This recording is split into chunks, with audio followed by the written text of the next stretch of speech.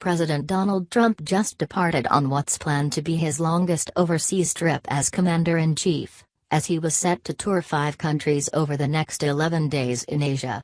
Not long after Air Force One took off, the crew made an urgent detour en route to the Orient. Where the president is suddenly heading now is sure to make liberals' heads explode who were already critical of this trip, accusing him of leaving his troubles behind, when in fact he's facing them head-on.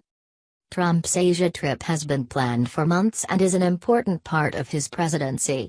He's going there to take care of matters crucial to America, including addressing the persistent issue festering in North Korea, in which he's set to show up at Kim Jong-un's doorstep and force him to stand down in his nuclear efforts of creating a crisis. He's not forgetting the issues in the homeland that the left is claiming he's running from, as there are always problems they create and bigger issues that need his attention. It's for this reason that they aren't going to be too happy when they find out where the leader of the greatest nation in the world is headed and what he plans to do, regardless of what liberals have to say about it.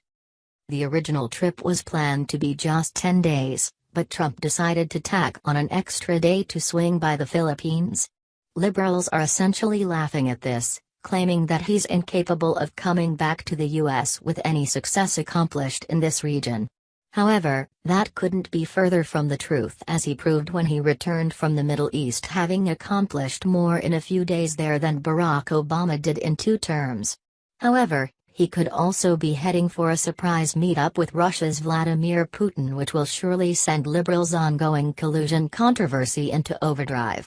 If this happens as it's rumored to, the timing is definitely Trump's awesome style, as it would be a well-played move considering all the time Congress is currently wasting on this Russian rabbit hole.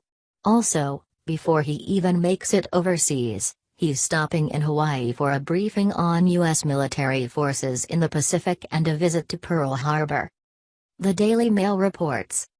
Beset by challenges at home, President Donald Trump on Friday embarks on the longest trip to Asia by an American president in more than a quarter century, looking for help to pressure to stand down from the nuclear crisis.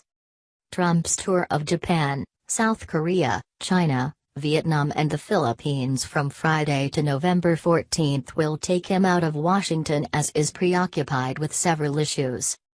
These include an intensifying federal investigation into Russian meddling in last year's election, New York's recovery from an attack that killed 8 people, and debate over a tax cut plan that, if approved by Congress, would be his first major legislative victory. Of the meeting with Putin, the Daily Mail explains. Trump may meet Putin at the APEC summit, the Kremlin said on Friday, saying talks were underway about setting up such an encounter. Putin and Trump first met at a G20 summit in Hamburg in July when they discussed allegations of Russian meddling in the U.S. presidential election, but agreed to focus on better ties rather than litigating the past.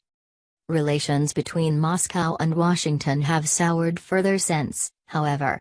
Trump in August grudgingly signed off on new sanctions against Russia, a move Moscow said ended hopes for better ties.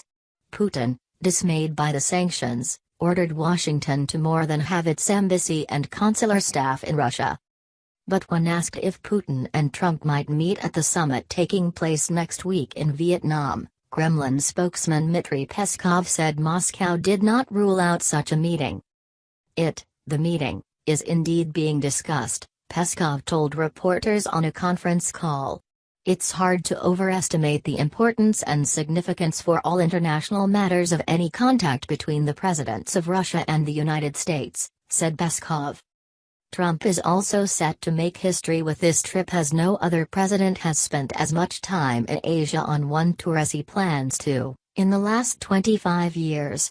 The last time a U.S. president was in Asia for so long was in late 1991 and early 1992. When President George H.W. Bush became ill at a Japanese state dinner, Mail Online pointed out.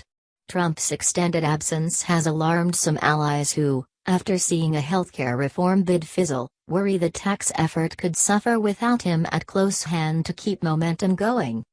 It is too long a trip and will only further hurt his most important priority, which is getting his legislative agenda through Congress, an outside advisor to Trump, speaking on condition of anonymity said.